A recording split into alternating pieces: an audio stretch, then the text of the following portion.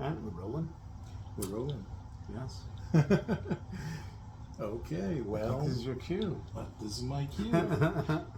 Filmation. Bring. Dun, dun, dun, dun, dun, Yeah. dun, dun, dun, dun, dun, dun, I don't think dun, that's dun, it. dun, dun, dun. What's up? My name is Adam, Prince of Eternia. I got a pretty busy schedule. Sorry if I ain't heard of you. Defending secrets of my mission, you see. I got a cat that's a bit of a coward, seriously.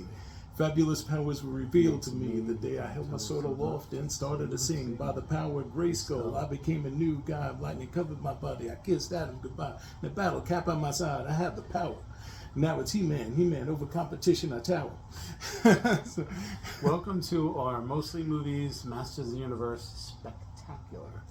It's spectacular. It's not just, we're not just covering the old fabulous. 87 movie. It's fabulous secret powers are going to be revealed to you and especially you. We're going to cover a couple of things in this one. We were just going to, because we've been meaning to talk about the 87 movie for a long time. now we're twins. Yeah. Oh, the glasses. Yeah. It's Just like the when gray Fozzie hairs. has the hat, and he says, "Now I see it." Fozzie, put your hat on. Okay. Take a drink every time I go completely off topic with an obscure movie reference to the Muppets or whatnot. We're gonna need some coffee. It's been a long week at work, and the jobs and everything's been.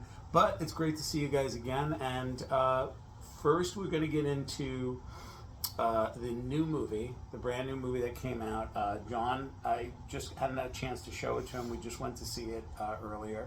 It was great. And he really liked it. And it's my second time watching it. I saw it the first time with Crush Beneath Poetry's Dennis Townsend, great poet, great guy. And we saw it together with Logan, his son was with us, my stepson. We were watching it. And Parker came along, Dennis's Parker son. did out? We all saw it. Yeah, that's a Saving Private Ryan reference. But it was me, Parker, Logan, and Dennis. And Dennis and me, I think we got a bigger kick out of it than the young ones. I think they appreciated it and they thought it was all right. But we were just loving it. We were like little kids again watching this movie. And I knew John would get a kick out of it. So, and I'm watching it a second time. I'm like, see, with me, when I watch a movie for the first time, especially if it's a new movie, I'm a little extra critical. And I don't always go for more stars. I kind of go for the 3 stars if I like it, maybe 4. But I don't give a lot of stuff 5 stars right off the bat. Because it's very rare that a new movie will really impress me. But when I see something a second time, like this was my second time watching it, the 2026 He-Man, I liked it a lot more. The things that annoyed me, the little things that were that's a little, I don't know if that works, worked a lot better. Or they didn't bother me this time around. Because I was critical of the humor. I thought, it's too much of the Marvel humor and stuff. But, for the most part, it works. And I think if you're a fan of Masters Universe, there's no way you're going to have a problem with this movie. I wish it was reflected more in the box office, but listen, kids, it's not every great movie succeeds. And people were saying it's a Mattel movie It is Barbie, but you can't compare it to Barbie. Barbie, there's so many generations of girls who have Barbie dolls, and they're like, okay, Barbie's we want to still- see it with our kids. And, Yeah, Barbie's still popular. However, this, I was calling this the Barbie movie for guys, which in a way it is. But, it's also, it's not a toy that's a bestseller right now. Barbie is still all over the shelves. Girls are still buying Barbies. But He-Man was a toy when we were kids, and then they brought it back a little bit in the 2000s, and now they're making it back again, but now it's much more expensive than it was. See, at least when things made a resurgence in the early 2000s, like G.I. Joe or He-Man or things like that, it was still reasonably priced. Now it's too much money, and they're charging too much. It's nice to have it back, but at the same time, who can afford it? Same thing with Star Wars. yeah, you buy one of these figures. For a little figure, it's $20. Yeah. But you know what? The toy's not that big now. The cartoon is on Tubi, and I watch it on Tubi now and then. I'll throw an episode on because I haven't seen the show as much as I watch G.I. Joe or things like that. And yeah, they do play that in the movie. I was happy about that. Travis Knight directed this movie, and he also did Bumblebee, which is the greatest Transformers movie. And you know what? Transformers, Bumblebee was the best Transformers movie, which is not saying much. because they're not that great, those movies. The first one is okay, and then after that it just got worse and worse after the first Transformers movie. But like, I felt like Bumblebee was like just the greatest one. I love Haley Steinfeld in it. I just love everything about it. I love that it took place in the 80s, and Travis Knight did a great job, and he got smacked in the face for it, and he got smacked again with this movie because I don't know. It's not a success. I think this movie took all the elements from the show, from the 1987 movie, and you'll see it, when if you do see it, and you're a He-Man fan, you want to see it, it took elements from the 1987 movie. The thing about, the way I look at He-Man is like, I'll look at G.I. Joe or Transformers. Now, I'm not familiar much, with the Transformers comic book, but with G.I. Joe, they have a specific, like He-Man, you have the toy line, and originally, before the show started, they would have the toy line, but they would have those mini comics in there. Yeah. So they would create like some of the lore and everything like that. Geared towards older collectors. But like with G.I. Joe, just like He-Man, you have the toy line, you have the live action movies, you have the animated movie, you have the animated show, and you have the comic book with Larry Hama and stuff. We read the pretty comic much book was great. Most of the first 145 issues. I think they're continuing them now. But we have a whole other episode about G.I. Joe that's like 2 hours. But anyway, but the thing is, the way I see it is like, I thought this new one sort of put all those elements together. And even with the character of Skeletor, how he's portrayed, he had a little bit of the campiness, but also the menace too. The menace, yeah. So you know what it comes down to? I think what it is the movie was more geared towards people our age, because you know what it is? They've tried to reboot He-Man a few times. Now, the one in the early 2000s was fantastic. It was really good. It was more serious than the 80s show. And it was cool because they were bringing out the toys again, and we even bought some of the updated toys because some of ours, from the 80s, they went through some wars and they beat up or thrown away or missing. So we did pick up a couple of... one. It was just Well, yes, rest in peace, Grizzlor from She-Ra. But he was a She-Ra character, so we didn't mind it. We should have blew up Hordak. Hordak, who cares about him? Grizzlor was actually pretty cool, though, because he had, like, real fur. Remember that? He was kind of like the She-Ra version of Beastman. Yes, we had a couple of She-Ra toys. I think they tied in them. I mean, I didn't buy Ken or She-Ra, but I had some of the bad guys, like Leech. And Leech had a suction cup, and we used to put him on the TV. They had a character named Ken? I think Ken was the guy with the mustache and the bow and arrow, I think. But we did have Leech, and I used to put him on the TV because he had a suction cup. We're not talking about Barbie, right? No, I think his name was Ken. I don't remember that show at all. I just remember Leech was pretty cool, and the mosquito guy, we had him. But like, for some reason, one 4th of July during the war years of the 4th of July, when we used to blow up half of Norton Avenue in Staten Island, we did blow up a couple of He-Man guys, and unfortunately, but like, you know what it is? It's like the movie was made for people our age, people in their 40s. Yeah, that was all we found. They put an M80 inside him. That was that. He was blown to Kingdom Come, but and then of course Dad helped us with that because he had the tools and he had the electrical tape, and he actually cut the hole in the character and put the M80 in there. Thanks, Dad. We're like villains, We came up. One of the coolest things we did is when, one year we put a bunch of fireworks inside of the Stay Puft Marshmallow Man. Do you remember that? And they were like the jumping jacks. So we put them inside. We should have filmed it, but like we had a Marshmallow Man that was like a rubber plastic toy, and we put a bunch of jumping jacks, and he melted. He like just totally like, and it looked cool, but of course those fumes, we don't remember the rest of that night. But what happened was, let's get another toy to do that. Yeah, let's get another Marshmallow Man, all right? Hey, it's the 250th anniversary. Must be all those marshmallows. I'm terrible. So many movie references that none of you are going to get, but the few that do, bless you. But the thing is, the movie was made, this new movie, Travis Knight's He-Man, was made for people around our age, late 40s or mid 40s, and remember the old show. Because the 2000s reboot was cool, but remember, that 2000 reboot was a long time ago. That's almost 25 years old. The series is over 40, the original series, and the reboot, the good reboot, now they tried to reboot it again. They did one it may have been the 2010s, but it just looked like crap. And then Kevin Smith tried to reboot it, and that was that was when Kevin Smith really started to piss us off. I mean, like, I can forgive Tusk. I actually like Tusk. But I can forgive the yoga movie and other stupid stuff that he did that was pointless after Clerks 2. I can forgive all these movies that he made. But to me, the He-Man thing was just so out of left field.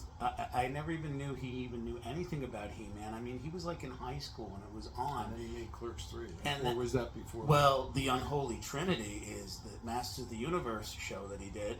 And then he did Clerks 3, which is the Godfather 3 of Generation X is Clerks 3. I think that's putting it too good. And yeah, I think Godfather 3 is better than Clerks 3, honestly. But you know what? At least Coppola did Godfather 3, and it was a mess. And when you read Al Pacino's book and know the movie it could have been, you'll hate it even more. But then he did 4:30 movie, which was the worst thing he's ever done. Like, it was actually worse than Clerks 3. At least Coppola, like, he made Godfather 3, that's true, but then he made Dracula right after it, and he made the best Dracula movie, probably the best vampire movie of all time. Like, why make another vampire movie after Bram Stoker's Dracula? There's really no point. You know, we always go back. Sinners is pretty good, but usually, like, on Halloween, we'll see, like, the original, you know, like Frankenstein, Dracula, and stuff like that, but we'll go back to that one a lot. Bram Stoker's Dracula, Cat and I'll see that. And then we'll see the Sleepy Hollow with final thoughts on Timber. 2026 He-Man. I loved it. I think it brilliant film. Carried all the elements from the show, the toy line, you know, all the different character names which they go into. Great soundtrack was amazing. I just loved it, and you know, I thought it fired on all cylinders. And I enjoyed myself for 2 hours. I mean, look, when people go out to the movies today, they're making an investment. You know, gas prices haven't gone down, grocery prices haven't gone down. You're making an investment. If you really want to see it, you go out and see it. Yeah. I thought it was worth it. I thought it was worth it. I liked Mandalorian. I liked Obsession. Disclosure Day is kind of like Steven Spielberg, Diet Spielberg, you know, or Steven Spielberg Zero. Disclosure Day. It's got great scenes. It's got great moments, and Emily Blunt is amazing in it. Emily Blunt is amazing in it, but other than that, it's not really that much of a movie, especially when it's like the guy who did Close Encounters, and you heading out, man? Yeah, you expect. All right, I'll see you later. You expect to see you later. But you expect more, you know, from Spielberg. He did E.T. He did. The problem with Spielberg is and I'm not even gonna like see it to go in there and compare to those other movies. No, but you're also saying, okay, this is still Spielberg. It's just still part of the problem is David Keep, the writer. I used to say Kep, but it's David Keep, who he's been working with since Jurassic Park. And I know, look, guys, Jurassic Park is a good movie, but if you read the book, you're like, oh yeah, they could have done a bit more with this. And it isn't just the special effects. It's like the story was just stronger, and it like. The problem is, like, Spielberg has a collaborator like John Williams that elevates his work, and then he has a writer like David Keep that kind of pushes his work down a little bit. You need a writer that's great, like a great writer, to work on the script for something like Disclosure Day. And then the thing is, it's like, you know, it's not bad. It's not a bad movie. It's just, it's Stephen Light, you know, basically. I think also with Disclosure Day too. Off topic. You can say it. You can say it. Oh man, this coffee is so good. Cafe Pistella. Anyway, we're serious. Serious stuff. No, I think like with Disclosure Day too. I think there was a lot of word of mouth of it. I don't know. I mean, I haven't seen it, so I can't Emily judge. Blunt is so but from great, what I'm hearing from critics, is it sounded a little bit rushed in the sense that I think because there's a lot of interest now, again, renewed interest. And, you know, I know the government for years called people like who watch the X-Files like, oh, you're just a weirdo, you're into all that alien conspiracy. This felt like and now they're like, oh, yeah, aliens are real. This felt they're like, real. You know, it's like if this came out around the time of the X-Files, like if this came out in like the mid-90s, I think it would have been more impactful. Especially with Spielberg's name attached. And he also had Independence Day in the mid-90s, too. Well, you know, it just, there's other things. I don't want to get too much into spoiler territory, but I'm like, there's only one character in this entire movie. Well, actually, there's two characters that I care about this movie. Emily Blunt, of course, is fantastic, and I love her all throughout the movie. She's great in it. But then there's this other actress, I forget her name, but she's kind of the so-called hero guy who is boring as anything. But his girlfriend is actually an interesting character. And she has this really cool backstory, and then they just kind of drop her out of the movie, and she just, nothing happens to her, but she just kind of like leaves the movie. And I'm like, all right, like I want to know what's going on with her. And she's not here anymore. But how was Williams' soundtrack? John Williams' soundtrack is very good, and the poor guy, he's 94 years old, and he's still got 94. it. He's still got it, and it's not like it's just a good, solid score. It's not going to be as memorable. It's like Bridge of Spies. It's like those movies. Mm-hmm. It's not going to be as memorable as like, some of his heavy hitters, and because the guy is just, he's up there. I mean, he's an old guy. He's still great, but let him just take some time off and just relax. But John Williams always shows up and he always understands the assignment. No matter what, you could give him, and Jerry Goldsmith was the same way. Whatever movie they got, you could tell, like, especially when Jerry Goldsmith was doing like the lesser Star Trek movies, like Star Trek 1 or 5, he always showed up, and he put music on that movie, and you close your eyes and can almost think that it's a great movie because the soundtrack, like even Star Trek 5 is such a great soundtrack. And I'm like they should have just kept having him back. Same thing with James Horner. Him and James Horner were the best Star Trek ever sounded, and they should have just kept paying them whatever they needed to pay them to come back. And like they wanted Meyer wanted James Horner to do Star Trek 6, and the studio wouldn't pay him. They're like, well, that's too much.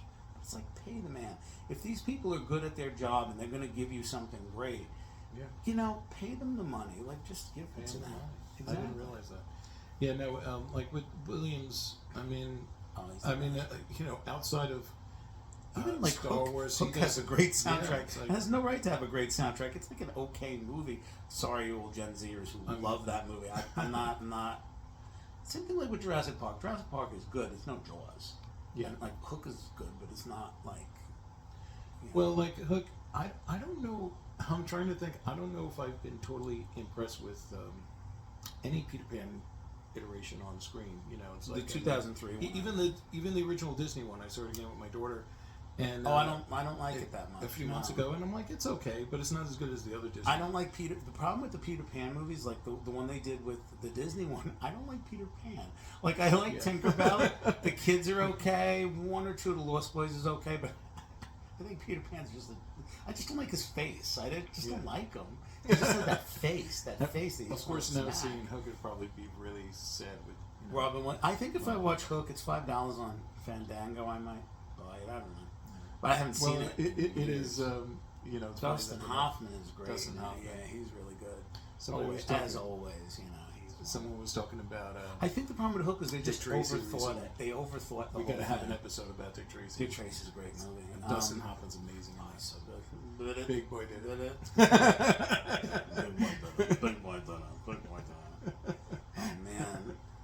I was just reading a book. That's one of those movies where we got to have an episode about it. Yeah. But it just has an ensemble cast, yeah. and it actually works because sometimes you have these movies where they have these huge casts, such a crush on Madonna. and it's usually a letdown. That one, Madonna never looked better. Everybody, even 88 Keys, like I told Kat, I was like, yeah, it's the guy who's in Princess Bride. She's like, what? She's like, yeah. I can't believe he can sing. Yeah, he's really great. He's so good. He's good in that too. Everybody's got Pacino. We're going off way topic. I'll get back to. That's why this is a spectacular. Exactly. Yes, actually, that's a good segue because. Good segue. 1987 is a great year for movies. One of the greatest years for movies. Okay. We probably may have not be the 3 reason episodes why. about 1987. Well, we're gonna probably skip 86 and just do 87. Yeah, I think because we got to do it as a two-parter. I mean, 86 has great movies like we have RoboCop, Aliens, Top Gun, a couple, Yeah, but it's like 85 is a great year. We did 85. We'll do 86. Back to the Future, Goonies. I promise. I think Goonies deserves its own episode too. Maybe, yeah. I mean, because we leaned more 87. into Back to the Future when we did 85. Yeah. But I says we got to do 82 and we got to do 87. 87 was a great year. We had just a few titles here that I wrote down: RoboCop, Evil Dead 2, Raising Arizona, The Princess Bride, The Lost Boys, Dirty Dancing, Spaceballs, Predator, The Running Man. I did not like the remake. Sorry. And I love Edgar Wright, and I felt so bad for him because before that he never let me down, and that was one that just didn't work for me. Moonstruck, Planes, Trains, and Automobiles, Inner Space, Wall Street, Nightmare on Elm Street 3. Look at the movies. Prince of Darkness, La Bamba. Evil Dead 2. Evil Dead 2, I mentioned. But there's so many great movies that year. And the last if you're a time horror fan, you got Evil Dead, you got Nightmare on Elm Street. The best Hellraiser, I think the first one. Broadcast Not that I'm into that News. stuff, but the first one was the Hellraiser, Broadcast wasn't News. that 88? Hellraiser? Or maybe it was. I gotta look that up. Hellraiser is a double check. great movie. I read the book, the short story, The Hellbound Heart. By the way, if you want to listen to a lot of Clive Barker's great stories, they're actually on YouTube, the audiobooks, and he reads them. And I listened to The Hellbound Heart, which was the inspiration for Hellraiser. And you know what? Hellbound Heart is good, and I love listening to Clive read it because he reads his books great. I could listen to him all day. I would never want to listen to me read an audiobook, but he's good. And I'm listening to you do it. okay, I'll record it. It's going to release my book, Lost on a Wave, in chapters, and I'll read every chapter out loud. But then I'll notice the typos and I'll stop. Oh wait, sorry, I meant to say this because I'm all about those typos and grammatical errors. And Mrs. Chapman, God bless you, you probably would. Don't read my book upstairs. Please don't read it. Don't read it because you'll have to grade it and then give it back to me, and it won't be a good sight. But 87 was a great year, and we're not going to talk about any of those great I brought movies. a copy of his book. Lost on a Thank Wave. you. I got a lot of stuff here today. Well, yeah. It was a I good got one. some He-Man. He-Man. We'll get back to 87. We didn't get to the He-Man cartoon. the show. She-Ra. There we Okay. go. And He-Man the complete series. But There you go. we're not going to talk about any of these great movies. We're going to talk about a movie that's not great. We're going to talk about a Canon Films classic from 1987. I also got a Baby Yoda too. That has nothing to do with... I know. But we're going to talk about a Canon classic from 1987, that movie that we all know, we all love. Minifigures. I got Skeletor and Orko. We're going to talk about a Canon film from 87, Merman. Merman's. He was not in the movie. I think they show him in the background of one shot. But if there'll be a sequel, I don't think there's going to be a Man at sequel. Arms. Anyway. There won't be talk a about it. sequel, but if there ever was a sequel, Jeff Bezos has the money. Give us a He-Man too. Come on, man. But one last word about 87. Well, maybe that. It was a great year for movies, but we're not talking about a great movie. But We're I'll talking about a movie that we'll is talk not about critically He-Man second. acclaimed. But think about it, it's like you got horror movies Yes. for the horror fans. You've got Princess Bride, Raising Arizona, Moonstruck for romantic comedies and everything like that. And sort of like Princess Bride is a little bit of fantasy, you know. Wall but- Street for the capitalists. Yeah, you got that. Don't we too. love them? And you have you have a little bit something for every comedies. You have Planes, Trains, and Automobiles. Inner Raising Space is Arizona. an amazing Inner Space is a movie. great I love comedy. that movie. And then for sci-fi like RoboCop, Predator, Running Man. I mean, outside of the Terminator movies, Predator and Running Man are like my two favorite Arnold Schwarzenegger movies. Yeah. Outside of the Terminator movies, but anyway, we'll get back. But I'm saying like 87. Something it has for everybody. something for everybody. But we're going to talk about the movie that was not critically acclaimed and not successful at the box office. A classic from Canon Films, Superman 4: The Quest for Peace. No, I'm just kidding. We're talking about Masters of the Universe. Hold it up. have the power. I'm telling you, Superman 4 is so bad. Like, all right, Superman 3 is bad too. I'll admit it. But at least it has the Smallville stuff is good. At least it's entertaining bad. Frank 4 Langella is the man. Superman 4 is just bad, but we're talking about Masters of the Universe. What is your first... Well, we watched the cartoon. We'll get into that little preamble, tiny bit about the cartoon, because we don't have a lot of time. But the original cartoon, you know, we just kind of watched. It was on TV, and it was one of many shows that we watched. I mean, our favorite, our obsession at that stage, after Star Wars and the Muppets, I think our next thing that we were really, at least for me, the next thing I was really into was G.I. Joe. Yeah, because we loved the characters, we loved the villains. When I got a little older, I got into the comic book. We both got into the comic book, which we discovered in the later 80s when the show was done. It was off the air. We found the comic book. We found all the back issues and realized that comic book, at least the first 100 issues, was a banger. It was great. Yeah, it's great. Larry Hama is a great writer, and that was a great comic book. We loved it.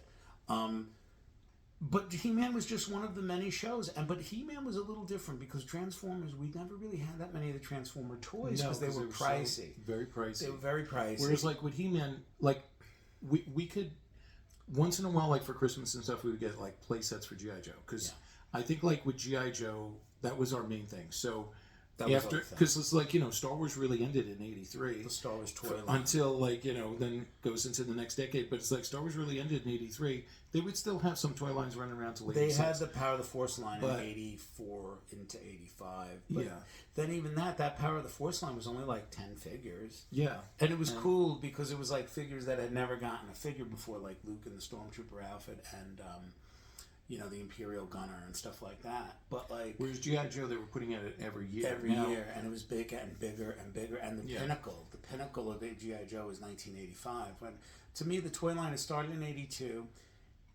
After 89, there was no point to even buy the toys anymore. That was the last great year for the toys, for G.I. Joe. But the pinnacle, right in the eye of the storm, was 1985, when you had, like, the aircraft carrier, like, the audacity to make a play set that was 7 feet long. 7 feet long. That, like, we didn't really know anybody that had it. Kids that had money had it, and we had seen it. Yeah. Like on display. When we go over our rich friends' houses. Yeah. Same thing with Castle Grayskull. But I knew a friend that had Grayskull and Snake Mountain. Now the thing with He-Man though was that it was the reason why it was affordable though, and the Transformers was not because it was expensive. And the problem with the Transformers is that there was so many characters you wanted. Because you wanted Optimus Prime, but you also wanted Megatron, and you wanted the good guys, and you wanted the bad guys. With He-Man, we bought He-Man. Man-at-Arms we didn't care, and Tila we didn't care, but we did have like Ram Man, or we didn't have too many of the good guys.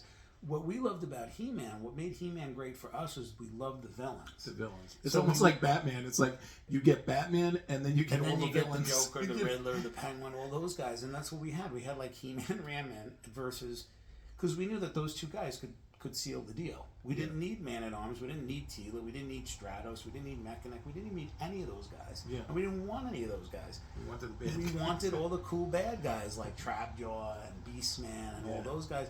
But I remember watching the cartoon.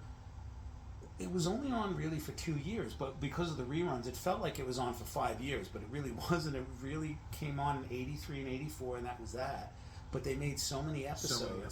Just like the same thing with G.I. Joe. Yeah. Same thing with G.I. Joe. Now the thing is, 65 episodes. What came first? Was the slime thing with He-Man or Nickelodeon with the slime? Slime thing originated with He-Man, and it came out in I think 80. It had to be 86 or 7, because I remember getting it with Brown, which Mom was like really opposed to that. She's like, no. Yes. She got us the play set thing, but she didn't want to get the slime stuff because she's like, no, because it's going to stick to the road. Now they have a store in the mall. You could do like, right? They have a store where the slime they make now is different than the stuff they made then. The stuff they made then was really liquidy and would make a mess, whereas this is more like pliable. It was probably like nuclear. I don't even know what we were doing. You need a hazmat suit. You probably don't have a hand anymore if you play Lord. now, but we didn't really have those guys, but that was around the time. You see, it's like we could only do like play sets for G.I. Joe. Yeah, that was maybe like, I think 89 was one of the last years we never got the aircraft carrier because it was friggin' expensive. We didn't get the space shuttle. However, we did have the Terradrome, we had the command center, we had a couple of big things. We had Rolling Thunder, we had a few cool things. And the thing with G.I. Joe is their toys were cheap. And I think the He-Man ones weren't that much off either. But again, with He-Man, we really only had to buy some of the bad guys. We never cared about, we didn't need to buy all those other good guys. No, you didn't. Yeah. That was the thing. And but we watched the show. It felt like it was on for a while. And I don't even remember when I first heard they were making a movie. But I know Canon Films wanted to do a Spider-Man movie. And they wanted to do a couple of things in the late 80s because they had made some money off all their crummy exploitation movies that we like a lot of them. We do like them, but Right, Death Wish 3. Death Wish 3 is Did they do crazy. Delta Force too? They did Delta Force. I think they There's did only Missing two in of our Action. favorite movies. Oh, I love the Delta Force. I think that came out in '86 too. That was another one with a great soundtrack. Actually, on the shelf back here, let me see if I can find this. It had a great soundtrack. Was it Alan Silvestri who did Alan Back to the Silvestri Future? did Back to the Future, but he also did the Delta Force. This is a The nice Delta collection Force. here. The Delta Force, Missing in Action 2. Now, I don't know what you have planned for Saturday, but that's a good plan right there. That is good. It's 3 great movies. I love the Delta Force so much. It's Menachem Golan directed it. God rest his soul. Yeah, rest him. And Chuck Norris. Norris too. God rest Chuck. Norris. Chuck Norris is great. But they did a lot of movies. They did Bloodsport. They did all these crazy movies. Cobra was a good one. Oh, Cobra, they did With too. Stallone, which I saw recently, and I didn't like it as much as I did a long time ago. I hadn't seen it in years, but it's still pretty good. But You know, they were talking about Over the Top. Can you imagine I that there think was that's a one canon movie, film too, Over the Top. that was one movie I think we actually tried to see because we were like, you know, back in those days, it was a big thing to do like arm wrestling. You know, in the school cafeteria, it's like, let's do That arm whole wrestling. movie was made for 10 cents. All the money went to Stallone, from what I heard. By the way, if you like Cannon Films, watch Electric Boogaloo. It's the funniest documentary on the making of Cannon Films, which has a great story with He-Man when Stallone visited the set. And they weren't going to dub over Dolph Lundgren's lines because, you know, he has a very thick, I think he's Swedish, his accent is very thick. And they wanted to dub over his lines and they decided not to or something because he wanted his own voice in the film, which I think works for that movie. Yeah, I think it works for And he was doing, they were filming a scene, Stallone visited the set and he tells the director, he's like, he points at Dolph Lundgren, he's like, you gave that guy lines? That was funny. But you know what it is? We first heard it, I don't really And he remember. discovered Dolph Lundgren. I don't remember when we first heard about The this Russian movie, but I Rocky remember IV. even when this movie came out in '87, I was 8 at the time, you were 10 probably. Yeah. And it was the summer, and it was like you went to the movies, and I remember the choices that weekend was like Superman 4, Back to the Beach, or Well, wasn't it like funny? Or Mom this and movie. Dad, I think. I saw think Back to the Lisa, Mom and Dad went to see Back to the Beach, and Back to the poor Beach. Tom had to, my brother Tom had Yeah, to our brother go Tom. sit through a He-Man movie with us. And I remember even sitting through the He-Man movie. Now people say the problem with this new He-Man movie is that it's too late. So Tommy would have been about 15 at that time. Yeah, he was. I bet you he Yeah, was 15. thrilled. That Imagine he that he had had to to sit go. through the He-Man. He had to movie. sit through the He-Man movie. It's like he wants to see something cool, like Evil Dead or something. Nah, he's not into that movie. I'm into that movie. See, I got the shirt here with Ash. I just recently saw Evil Dead 2 at the Marquee Cinemas, and it was great to see it. But I've just been working all week. I hadn't had a day off, and I'm telling you, it was late at night. I had my feet up, which I shouldn't have done, and I was doing a little bit of this during Evil Dead 2 with all the craziness of that movie. My old butt was falling asleep during Evil Dead 2, and I felt like the worst, like the most, how could you fall asleep during Evil Dead 2 with all That's the a movie you crazy should stuff? see with others. And I'm like half asleep, and I'm waking up, and next thing I know, the tree is coming through the living room. I'm like, oh my God, I missed like 20 minutes of this movie, and the movie's only like an hour long, so oh my God, I'm falling asleep. But I'm glad that it was short. I'm like, oh, thank God this isn't one of these modern Hollywood movies that's 2 hours for no reason, or 2.5 hours. But like, it was like 80 minutes. It's a short movie, Evil Dead 2. Yeah, it's a short and still, I just had been working, and I haven't had a day off, and I work over 60 hours a week. Plus, I'm writing the new book, trying to write the new book, and I've got responsibilities. And I'm like, I put on any movie, even Evil Dead 2, and I'll fall asleep. And that's the worst part of getting old, is falling asleep to great movies because I want to watch them and I don't want to fall asleep. But when I first heard about this movie, I remember being 8, and even at 8, I'm like, He-Man, isn't that kind of like done? Like, they're making a He-Man movie? I thought, I was surprised, and it was way too early to have a retro movie. Like, I remember in the 90s when Cartoon Network became a thing, I was in high school, and Cartoon Network had just landed, and Thundercats was back on TV, and all these shows, and it was so great to see it again. And all the kids in high school were talking about, like I heard a friend of mine in high school saying, yeah, I'm going to go home and watch Thundercats. This is amazing. And we were in high school at the time. I'm like, oh, I'm going to go home and watch Thundercats too. But it was cool because like it was too early to be retro, but the He-Man fad had been over and done with by a couple of years. Yeah. They were still making figures, and they still had She-Ra. We actually used to watch She-Ra because there was no new He-Man, so we would look. I watched She-Ra. I'll admit, I'm cool enough to admit with my manhood that I watched She-Ra and I watched Rainbow Bright and all that. Would not watch Strawberry Shortcake. That's where I draw the line. Oh yeah. I drew the line at Shortcake, but we did watch She-Ra. Jem?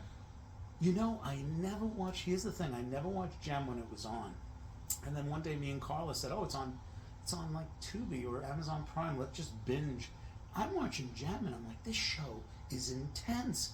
Because that was band, it truly outrageous? It was truly outrageous. Let me tell you something. There's this band called the Misfits, and the Misfits are trying to get Jem and the holograms, but like they try to blow up their studio. They try and do all this stuff. I'm like, holy cow! I'm like, these guys are worse than Cobra. The Misfits. Holy cow!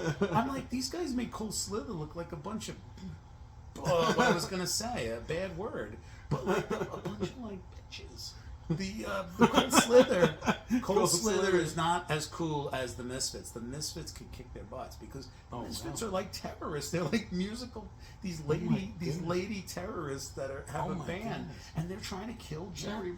They're trying to kill Jem throughout the whole show. I'm like, they're not just trying to like make sure she has a bad day or they like get rid of her recordings. They want to kill Jem. And I'm watching the show with Carl. I'm like, Carl, this is too intense for me. I don't think I can get through this. I mean, I was watching the Care Bears movie with my wife. We were watching the Care Bears movie. And they're like fighting demons or something. I'm like, what? Care Bears? What? I was like, wait, what? I missed that. Care Bears. Because, you know, I was into the boys stuff when I was into, like, you know. Let me tell you. Like G.I. Joe, He-Man, Transformers. These girl cartoons were intense. I didn't see Care Bears when I was growing up. But now my daughter, she watches the new...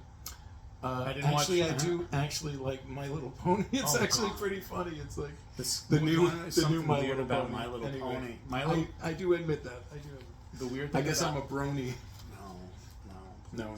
The weirdest thing about My Little Ponies, they recently made a My Little Pony movie, like 10 years ago, whatever it was. And I said, let me just see. And I looked at the show times for My Little Pony, and there was like an 11 o'clock show. I'm like, what? And I clicked on it just to see what was up, and it was like sold out. And I just can only imagine what horrible things are happening at the 11 p.m. showing of the My Little Pony movie. Nothing good is happening in that screening room. And just 11 o'clock. 11 o'clock. It's just back when they used to have 11 o'clock shows. Now most movies don't have that because now today every movie's like 3 hours long.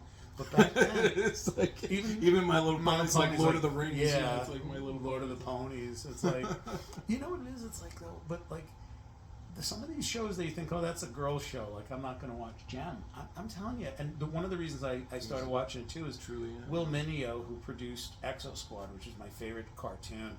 He actually was involved in the Jem show. He did some of the artwork, and I'm friends with him on Facebook. He's a really cool guy. If you guys follow Will Mineo on Facebook, he's awesome. And he worked on Exo Squad. He worked on all these shows, Jem and the Holograms, and that's what got me to watch Jem. And we watched Jem, and I'm like, this is a great show. Well, no, a lot of these comic books, because I take my daughter out to the free comic book day, and she loves it. And a lot of these new comic books that are coming out are, you know, obviously G.I. Joe comic has been around for years. Transformers, they're rebooting some of them. They rebooted Mask. Well, but they rebooted Mask. They rebooted. I think Jem too. I think Jem was just too. It was really riding off the coattails, just like Thundercats was He-Man with cat people. Mask was just kind of, let's get the G.I. Joe and the Transformers together. That was kind of it. But it was all right, and I did have the Boulder Hill playset.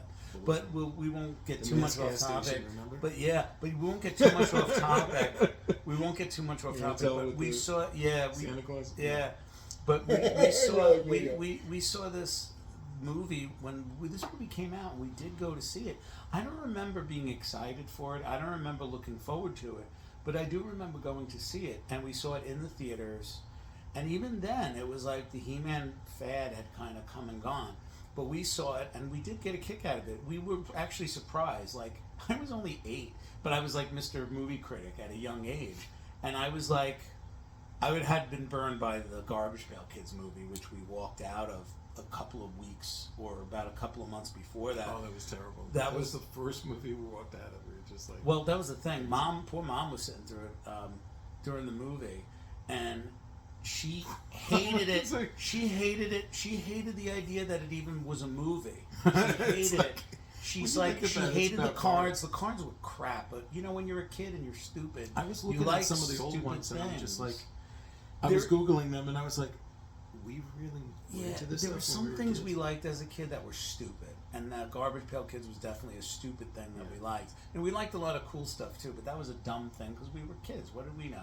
But then they made the movie out of it, and we were watching this movie, and right away, like in the first 10 minutes, we're like, oh, this is a piece of crap. This is so bad.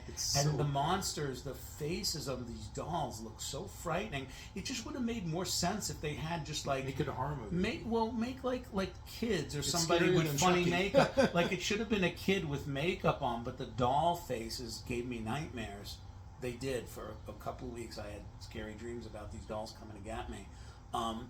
But the thing was, the ones that were like monsters, like the alligator and stuff, looked better. The ones that were human though looked so creepy. Like the little like greaser guy and stuff. That was terrible. Oh. But here's the thing. So we were kind of like, we walked out of the movie. We were like kept asking Mom, like, could we get like maybe more snacks or go to bed? And then we said to Mom, like, could we go? Because this is like. She's like, oh, thank God. She's like, I thought you guys were never gonna say it. She's just like, let's go out for ice cream. Yeah, we went out for ice cream and just try to drown our sorrows. Do you remember how much the tickets were? An hour. Do you know how much the tickets were back then for the matinee? I remember because I remember feeling bad that like we had spent like $9 for 3 people. It was the matinee price. So it was $3. $3 goodbye. $3 per person for the matinee show. At night, I think it was like $5 at that time or $6. But can you imagine going to see a movie for $3? I just went to see Evil Dead 2 and it was $17, full price for it. Yeah. But so we saw that 17 in '87, and at the time we liked it. For $17, it's like, buy the Blu-ray or 4K or whatever, and just have all your friends over and watch it. You know, yeah, I did. Evil Dead 2, I got it for like $5. That'd be a fun movie to see with horror fans. Or yeah, and everybody could be there and kick me if I fall asleep because I'm old. Yeah, he introduced us to all the Evil Dead movies. Well, we saw Army of Darkness first because Evil Dead and Evil Dead 2 were hard to find at that time. In the mid '90s, they were kind of out of print. Yeah. So when DVD became a thing, Army of Darkness was available on VHS, and then the DVD of that came out from Universal, and then Evil Dead 2 eventually got released, and that was a big deal. Then Evil Dead 1 got released, and that was a big deal from Shout. But we saw this movie in theaters. I don't know. It was sort of like fading out. He-Man. It was fading out, but it was still a pretty good movie for the time and the budget. And we liked it. We enjoyed it. I think years later, I see it now, and I'm like, I really like this movie. Yeah, I saw it recently. I watched it on Tubi the other. Well, actually, no, I bought it on Fandango for $5. It's still $5 on Fandango if you want it. And I watched it again, and I said, yeah, for the time and the budget, this movie's fun. It's entertaining. It's very sweet. It has a good nature to it. They had to introduce Courtney Cox and her boyfriend because they back at that time they didn't. I don't think they had the full confidence of just making a straight up He-Man movie. They had to have like the human characters to be like. The characters to bring us into that world or something like that. But again, the problem is they don't spend a lot of time in Eternia because there was no budget to have them really in Eternia. They really just built that one set. Half of it's a painting. And they had... This is 1980s Courtney Cox. Very cute. She's like Girl Next Door. This is even before Friends. Before Friends. It was after... The video. And I looked it up too. It was after she was in the Dancing in the Dark video. Because I remember seeing... Bruce Springsteen's Dancing in the Dark video. Yeah. And I says, is that Courtney Cox? Well, I was like, we watched and it is Courtney Cox in the video. Do you know that Brian De Palma directed it? No, he didn't.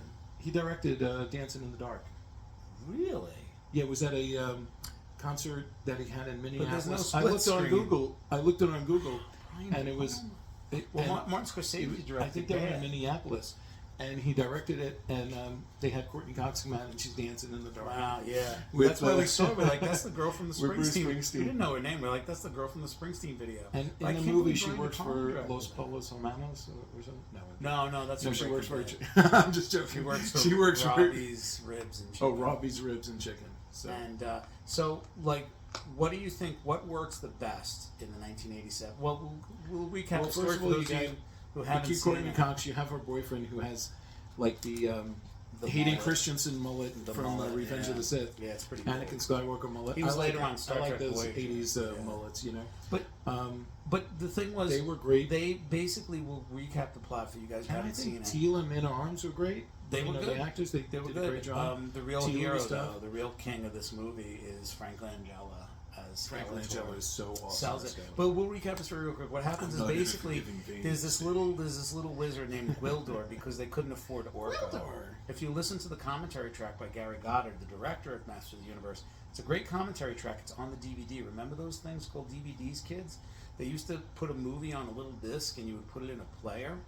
And it used to be a thing, and now nobody gives a crap about DVD anymore. But I still love DVD. I still love physical media, and I love listening to directors' commentaries. Not so much fan commentaries, because you know what? Sometimes I'm listening to like fans, and I'm like, yeah, but I'd rather see like the people that were involved in making the movie telling me about making the movie and giving me all this cool insights, rather than just somebody there are some doing what exceptions we're to doing right now. Just nerding There's out. some exceptions to it, like Kevin Smith doing the thing for Roadhouse. Yes. Oh, that's a good I would commentator. definitely say. Well, he's a great commentator. And it's a fun movie. Kevin Roadhouse. Smith is a great commentator. I have problems with his recent movies, but you listen to his old commentaries. I could still listen to them all the He's a time. funny guy. Well, he's great, and like when he does his 12 Yeah, events. and I love John Carpenter's a great commentator. Probably the best audio commentator of all time has to go to Sir Ridley Scott, who's getting an honorary Oscar this year. He's finally getting an Oscar. I know it's honorary, but still. Like Sam Jackson has an honorary Oscar.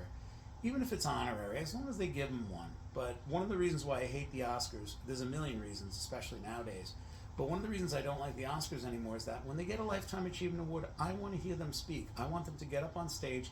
I don't care about some girl who's 12 that just won Best Supporting Actress for whatever movie. I want to hear Ridley Scott, who's 85 years old, and he's been in the industry, and he's a real legit hero of mine. You know, last 20 years of his movies notwithstanding, but like, you know, from like the 80s, 70s, 80s, 90s, and early 2000s, Ridley has a pretty impressive track record. Yeah. I want to hear what he has to say. I don't want to just like, oh, we're going to do this other political speech. It's like Sean Penn is doing a January 6th movie. Yeah, no money, mo Oscars. That's what I say about that. Like, nobody wants to see a movie about January 6th. Even people that are involved don't want to see a movie about January 6th. Nobody cares about that movie. Nobody wants to see that movie. No one wants to see any movie starring or directed by Sean Penn unless it's like the 80s. Or maybe the 90s, maybe the early 2000s. But, like, I don't want to see Sean Penn. I do not want to see a January 6th movie. I don't care. I don't care. I know you win all the Oscars for it, blah, blah, blah. I don't care. I don't care about that movie. And I don't care about Sean Penn directing either. It's like, come on, man. You know, really. He's still doing that? Like, you know. It's just, you know what it is? It's just like the Oscars is just an excuse for me to get up and give a speech about this, that, or the other thing, rather than talk about cinema. And you know, the Oscars were never really that good. I mean, they really started as a way to bust the unions in Hollywood because they would basically, all the studios would get together, like the 5 families, the 5 or 6 studios would get together, have a meeting about how they don't want to unionize whatsoever, and at the end they gave out little statuettes. That was that. That was it. But, tangent. Getting back Tangent. to 1987. Alert. But what did you Masters think? Universe. What did you? But you know when this movie Frank really grew on Langella's me? I amazing. liked it in the movies, but this little wizard named Gwildor, who's the replacement for Orko, Billy because Batts. they couldn't afford. No, Billy Barty. Oh, Billy Barty. Billy Billy Batts Batts is the got guy. a shine box. He But got a Gwildor shine doesn't have a box. shine box. He has the cosmic key, which can open a portal or a doorway to anywhere, which is basically saying we can't afford eternity, so we're going to open a portal to Earth and go there. Now, instead. I love the sound, too. Oh, the music is Sort of like great. Close You know who Encounters. did the music, right? Conti, right? Bill Conti Bill from Conti. Rocky, who's fantastic, a very underrated musician. And there are scenes in the original Rocky so that they the go music to Earth. sounds almost like a gladiator type Yes. thing. And in this movie too, like They when go to Earth. Skeletor comes back at the end. To escape, because Skeletor had the key too, and he snuck into Grayskull and he kidnapped the sorceress and he's wreaking havoc and he's killing people. and they escape. It's like the Phantom Menace. Like the bad guys take over, these guys escape, and then they have to come back later on and fight the war. By the way, quick thing, because she's at the red place and people. Are all Eternians vegetarians, or that's a just weird Teal? thing. Teal is definitely a vegetarian, but when she said that she didn't even know what meat was, that means that a lot of the younger Eternians are vegetarians. But I'm surprised the woman that's... And then Gwildor says, how do you get so big eating food of this kind? No, he doesn't say that. No, he doesn't say but that. the thing is, then what happens is, I don't think they're all vegetarians. I think it's just a good number of them are, because all the schools, all the schools in Eternia, they're all liberals. But just kidding. I'm sorry. I don't want to offend the 3 people that watch this video. Might get offended by that. But you know what it is? It's like the thing was they go to Earth. They meet this young girl, and the young girl has had a tragedy in her life. She lost her parents, and you kind of have a feeling like if they can go through anywhere in time or space, hey, maybe they're going to help her out at the end. Maybe it might pay off later. Who knows? But then what happens is the bad guys find out what they are. They beat up. They almost try to get Julie, and it's a whole big thing. And it's a back and forth. And then eventually they find the key. They find their way back. And what happens? Skeletor gets this power at Moonrise, and he becomes like a godlike figure. And He-Man still whoops his butt, and he's done for. He falls down the pit, and that's it for Skeletor. There's a scene where he mentions, or maybe you think, But there's a scene where he's like, he talks about the Alpha and the Omega, and I remember Tommy saying, that's not. He's good. like, Jesus is the Alpha and Omega, not Skeletor. Well, there's a video on YouTube after you watch this video, or you could watch in the middle. You don't care about this video anyway. But like, there's a video on YouTube where a guy, it was an old thing from the 80s. It was during Satanic Panic, which is funny because we did grow up in the church, and we always found Satanic Panic kind of funny because nothing's going to change if you believe in something. Nothing's going to change what you believe. Nothing's going to influence you, and you could just laugh off the stupidity on either side, like the stupidity of like the Satanist stuff and the stupidity of the people that react so strongly and fearfully of, it's going to ruin our kids. Listen, if your kid is ruined by He-Man, you're just not doing your job as a parent. I'm sorry. And by the way, the new He-Man got thumbs up by Kirk Cameron. So yes, so he showed us that smile again. He liked it. But the thing is, here's the thing: is like with He-Man and everything. There was this video. It's funny about how like the children are being influenced by these demonic toys and these things, and it's anti-Christian and it's all this. And it's funny because on the video they're showing the He-Man toys. And like the dude that's like saying that He-Man is like so evil and going to teach your kids about sorcery, he starts playing with Snake Mountain. He's using the voice changer, and he's like, I am Skeletor. And the takeaway from this is like, okay, this guy doesn't get a Snake Mountain. This guy gets a Snake Mountain, and I didn't. And that's what really bothers me more than like anybody being influenced by anything. I mean, that's it's not right. Actually obviously the bad guys. But he says snake imagery. The guy's like, I went into the store like and Cobra, bought snake stuff. The guy's like, I went into the store and bought He-Man toys for research. What? Like, give me some of those things, man. I could use a Castle Grayskull or a Snake Mountain. I mean, we was Poe back in the day. But the thing is like the takeaway with when Masters Universe. So he's given more money to it, but yet he's saying don't remember loving perpetuating it. all these. I don't remember loving it in the theater, but I remember about a year later, Mom's Uncle John actually gave us the VHS. Yeah. As like a gift. He used to give us like videos and cheap videos from RKO Video in Coney Island. Don't look for it. It's not there anymore. There was a great video store in Brooklyn called, I just said RKO Video. And he gave us the tape of I think it was like Previously Viewed. And it was like he gave us the tape of it. And that's when I really started to watch that movie more and more. Like, I'd just throw it on and I'd watch it and watch it and watch it. And I remember we would have parties and stuff, and we would have friends of the family, and they'd have kids over. I'm like, all right, guys, let's throw on Masters Universe. And you'd watch it with, like, other kids, and everybody seemed to really enjoy it or get a kick out of it. Like, it wasn't like the kids were bored or didn't like it. And I remember one time in particular, I believe we had a few friends of the family over, and they had their kids over, and Masters Universe was on, and we were just kind of talking and stuff, and the credits were rolling and stuff. And then we looked at it, and the credits were almost rolling, so I was about to stop the tape. And then what does it do? It cuts to like the molten red water or something. I'm like, what's this? Pink lemonade. It's like this pink water. It's not really lava because he doesn't burn up. I'm like, what is this? And then all of a sudden, Skeletor pops out of the water like Jason. Yeah. And he's like, I'll be back. And I was like, what? What? Our minds were blown because we didn't know anything. It was like the first after credit sequence. The only time I remember that happening in a now movie. There's one in every single movie. There's actually one in Ferris Bueller. They did it, but the first movie I remember to Ferris do that. Bueller did it. The first movie I remember to do that was the Muppet movie.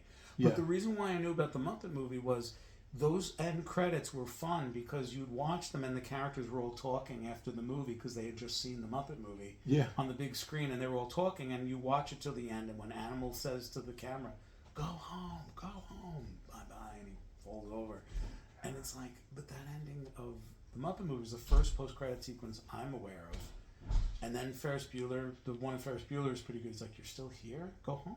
Go home. The movie's over. And they do that in, I think Deadpool 1. Deadpool, I think they was did. it Deadpool 1 yeah, or I think 2? it was one of the Deadpools does that. So, yeah, no, good, but then he said, I'll be back, and we're like, oh, they're going to make a part 2. Yeah, we're like, hey. We were so trusting in those. Just like we thought there was going to be a Star Wars movie in 1986 because they were making them every 3 years. We're like, oh, well, it goes to show that we're going to have another Star Wars movie in 1986, and guess what? No. 1986 was a good year, but it wasn't that good. We had because and stuff. That's why, a lot of people talk about the sci-fi elements in. But then we didn't know. In He-Man, like, when is in Lucas... the '87 He-Man.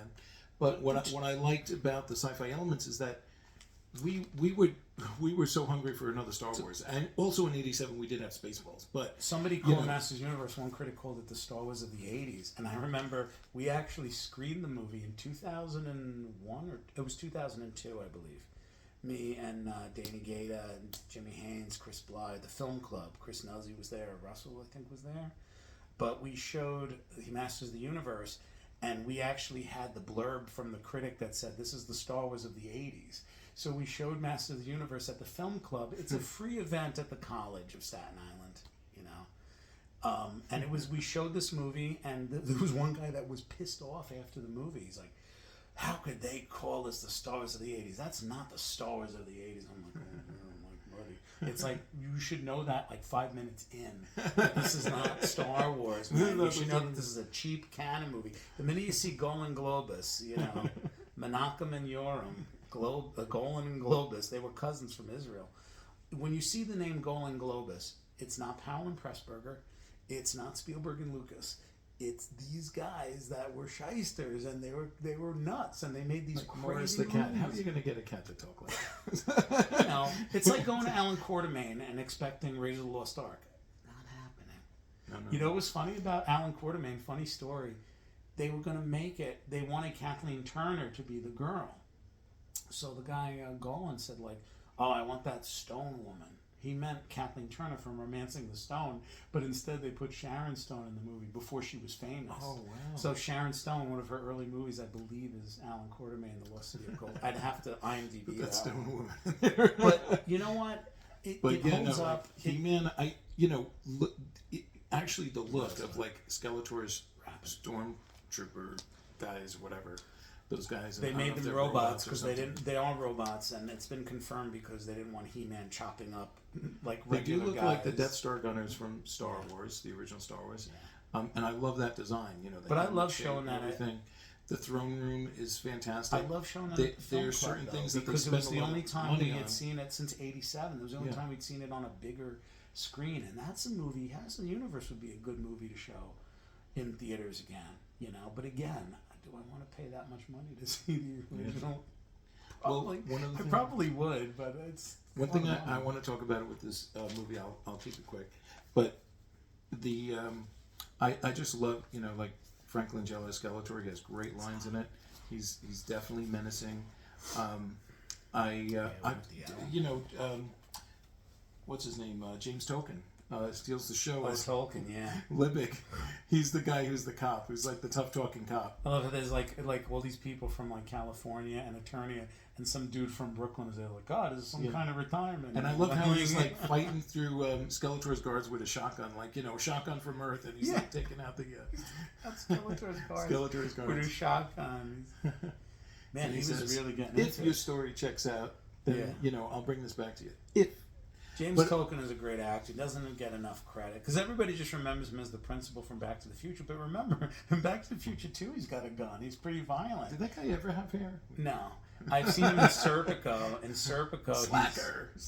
He says he has some crazy lines, and I won't repeat them. God forbid what he says in that movie. But in Serpico, he plays like a tough New York City cop, and you guys should all watch Serpico. I just love at the end. He says, "This is some kind of retirement, huh?" Yeah. He's like in Eternia.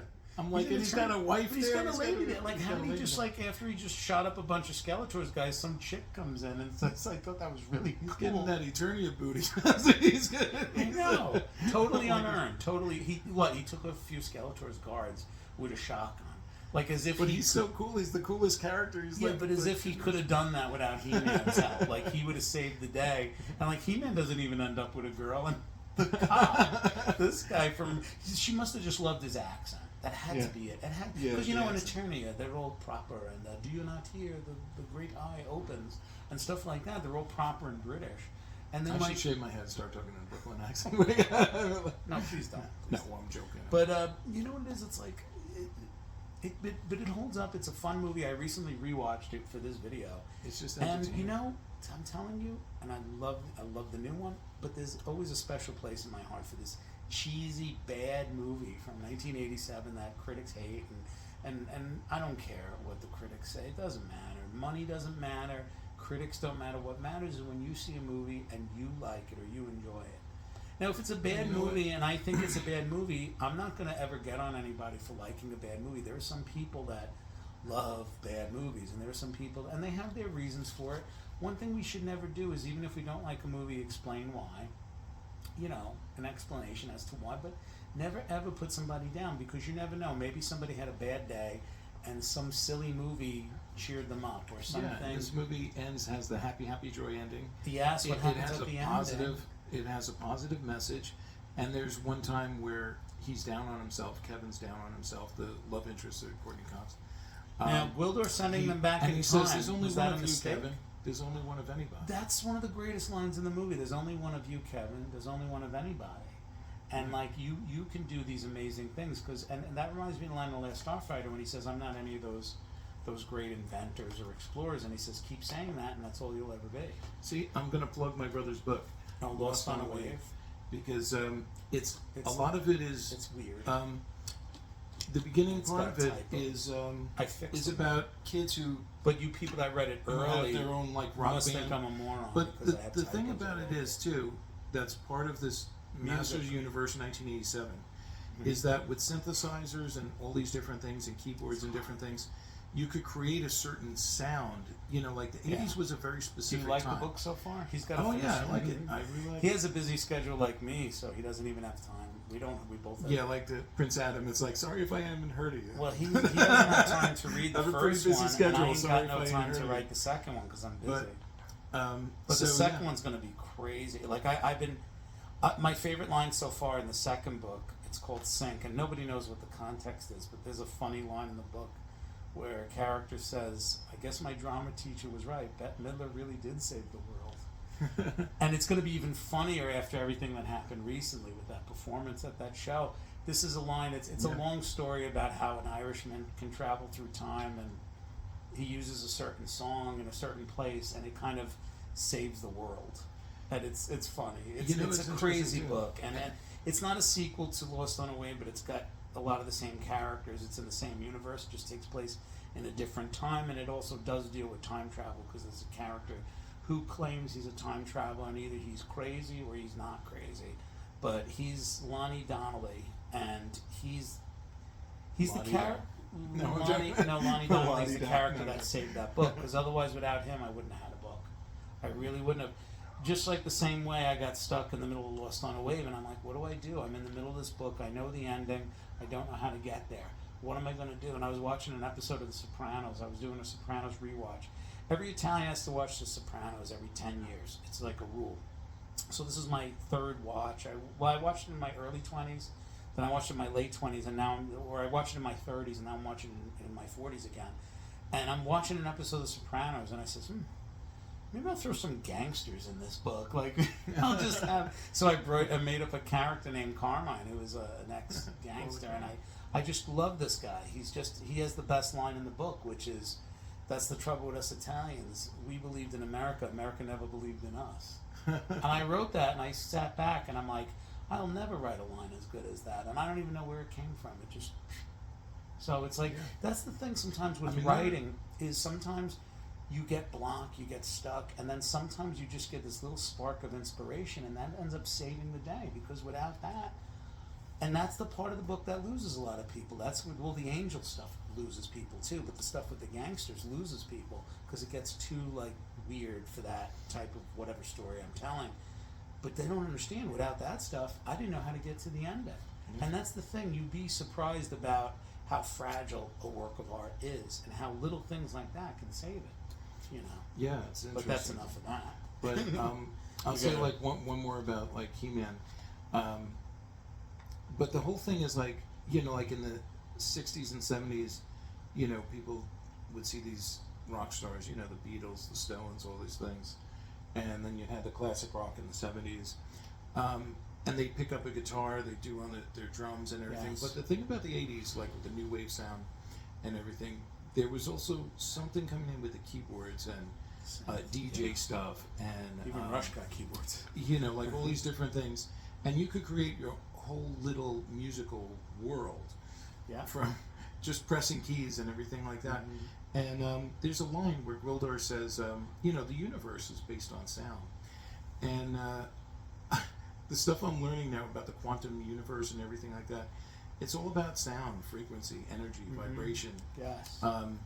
And even, you know, even in the Bible, the Word of God, like, you know, God spoke it into existence. Let there be light. Sound. It was done through resonance. the vibration of sound.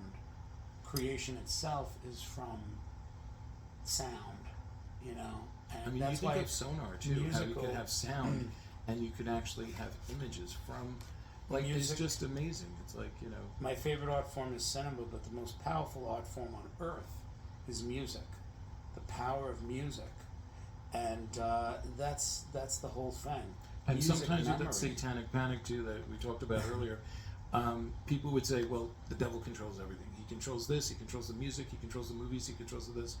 And I'm like, God created to an everything. extent, but The devil turned it around and tried to use it for his own worship and stuff like that. But the whole thing is sound, music, things like that. It's a very spiritual experience. Yes. And just like when you have a movie with a good soundtrack, like it could take a movie like this, and we talked about John Williams earlier, and I'll shorten this up quick. But a movie like E.T. would just be a simple movie of a kid meeting an alien. Yeah. You know, I mean, the visuals are amazing. You know, like with the moon and you know everything. You know, I mean, it's amazing. But the music, when you add John Williams soundtrack to that, it takes a 3-star movie of Boy Meets Alien Like a and pretty just good movie into the last 10 minutes are pretty much all music. The 15 minutes. I mean, they have a couple of lines. 15 minutes. I mean, the last 15 minutes It's of that like an movie, opera. you know, and It's it's beautiful. just amazing. Like music can take you. The music to a different- is not to put the movie down, but the movie is nowhere near the music. The music is.